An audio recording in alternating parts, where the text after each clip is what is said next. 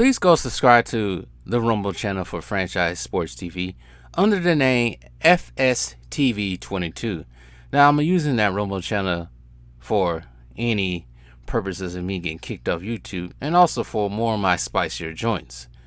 It's free as well. I have the freedom to say whatever I want to say as well. So go subscribe to FSTV22. That is Franchise Sports TV 22 on Rumble.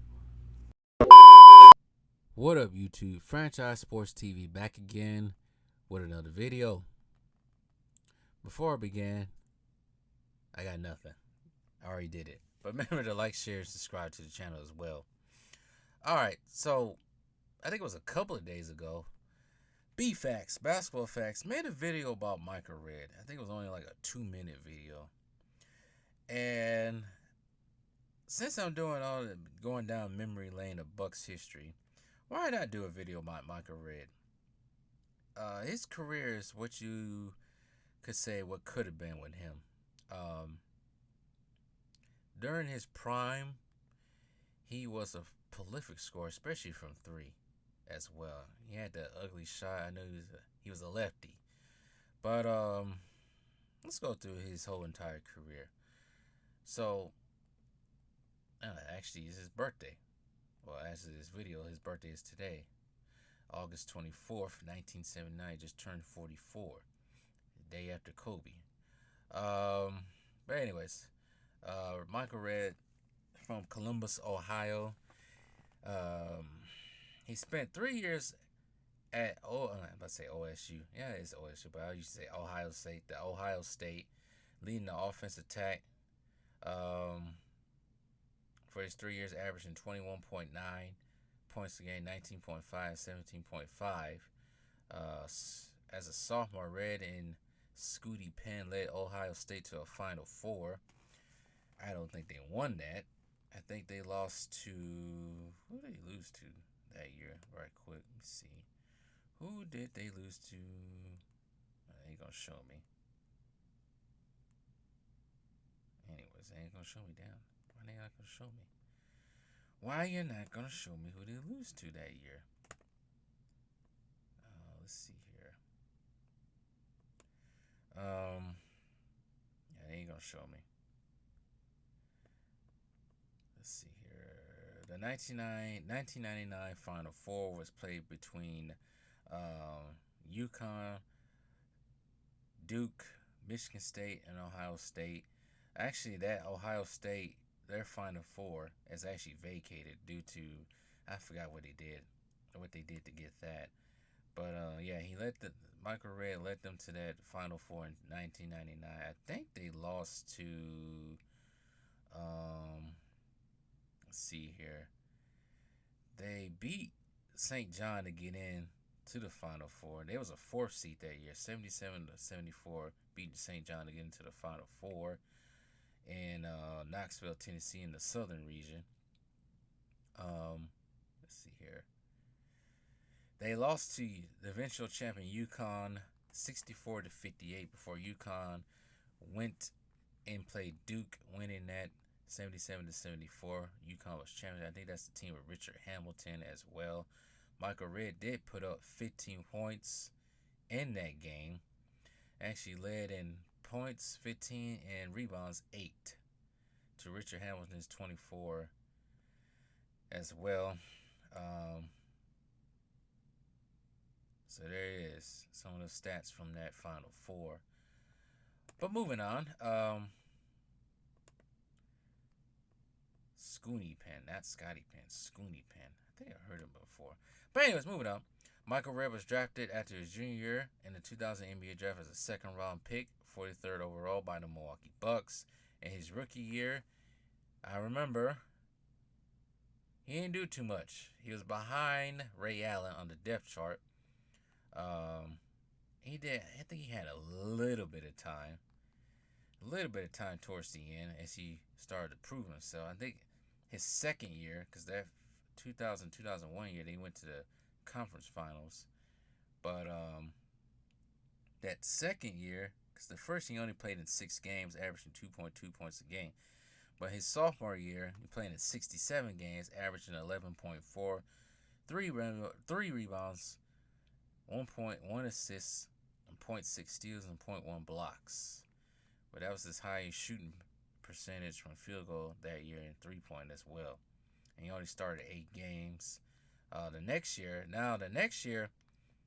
2002-2003 season, he will get more games started and play in all 82 as well, averaging 15.1, 4 rebounds, and 1 assist. I think that was the year Rihanna got traded, so he definitely had to step up. In the next season, he played all in 82 games, averaging 21.7. Let's see here. Yeah, averaging 21.7 that year. In the 2002-2003 season against the Houston Rockets, he made 8 3-point field goals in the fourth quarter, which was an NBA record back then. That will lead him to sign a 4-year, $12 million offer sheet with the Dallas Mavericks. I actually remember that. I remember Milwaukee, everybody was fearing that he was going to go to Dallas, but the Bucks ended up matching it, and he stayed in Milwaukee.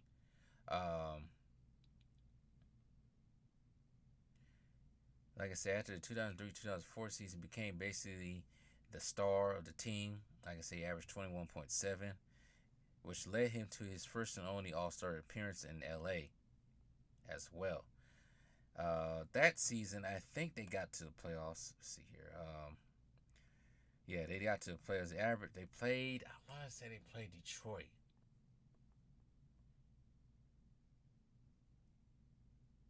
Was it Detroit that year for them? Let's see here.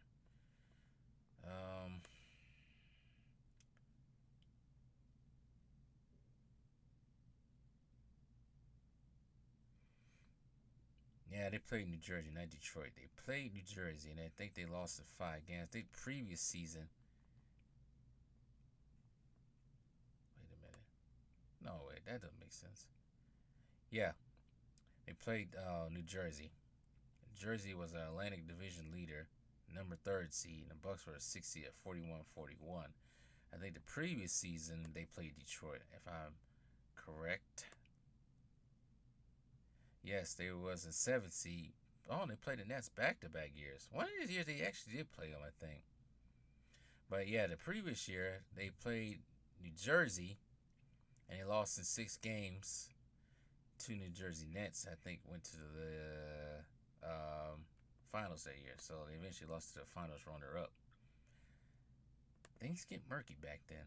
I think the 2006 season, that's when they played Detroit, and where he averaged 27.2 points a game, 5 rebounds, and he wasn't the biggest passer. He was just strictly just score. Anyways, and let's see here. Keep moving on, so I can get to his downfall of his career, which was actually sad. But anyways, after the 04-05 season, he signed a new contract with the Bucks that lasted 6 years. It was worth $91 million. He could have went to Cleveland for a chance to play with LeBron, but he said nope. He didn't want to take less money to play with LeBron. He already knew. 2006-2007 season was his best season of his career, averaging 26 points a game. I think he scored a career high 57 points, but they lost to the Utah Jazz, 113 and 111. And he broke the Bucks' single-game record for points set by Kareem in 1971. He scored 52 points in an overtime loss against the Bulls. But in that season, they was sorry. I remember that season. They was sorry as hell. And it was 20 and 54.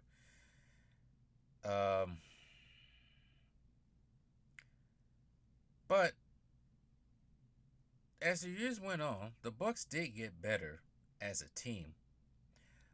But for him, things got worse. In the 2009-2010 season, he tore his ACL and his MCL in that season. Wait, wrong year. 2008-2009 season, he tore his ACL and MCL. He came back in the 2009-2010 season and retore that same ACL and MCL. I forgot he did it. He did it twice. Not once, twice. So he tore the ACL and MCL in the 2009-2010 season against the Lakers. almost a year later. Basically, caught the same fate as Jabari Parker, and he was lost again for that season. But the Bucks was able to make it to the playoffs that season. That's where the year Coin Fielder Deer came from. I think they had Brandon Jennings and John Salmons, Ilasova, and I forgot Carlos Delfino. Andrew Bogut hurt that year. He broke his whole elbow. Just messed up everything. I think it was the 6th seed playing against the Atlanta Hawks and lost in 7 games, I think it was. Michael Redd came back in the 2011 season, 14 months after their injury. Only recorded 4 assists. He scored his first basket 2 days later against the Raptors since the injury. He played in 10 games in the 2010 and 11 season. When he left Milwaukee, he only averaged 20 points per game in 11 seasons with the team. Then he signed a 1-year contract with the Phoenix Suns. In his debut, he scored 14 points in a loss to the Cavaliers. In his return to Milwaukee, he scored 14 points in a win over the Bucks. But he did receive a standing ovation. He scored a season-high 25 points in the victory against the Houston Rockets. In his final game in the 2011-2012 season, he scored 14 points in a loss against the Spurs. That was his final game. And I think it was a year later he announced his retirement. And I think now he's an entrepreneur, venture capitalist. But he was lucky enough to become only 3 Bucks players, former Bucks players, along with Brendan Jennings, former teammate, and Marcus Johnson, to appear in the Milwaukee Championship Parade. Also, he was partying in the locker room after they won that championship. He did win an Olympic gold medal. He was part of the Redeem team. He didn't get much time. He also won a gold medal in the FIBA Americas Championship. Let's see here.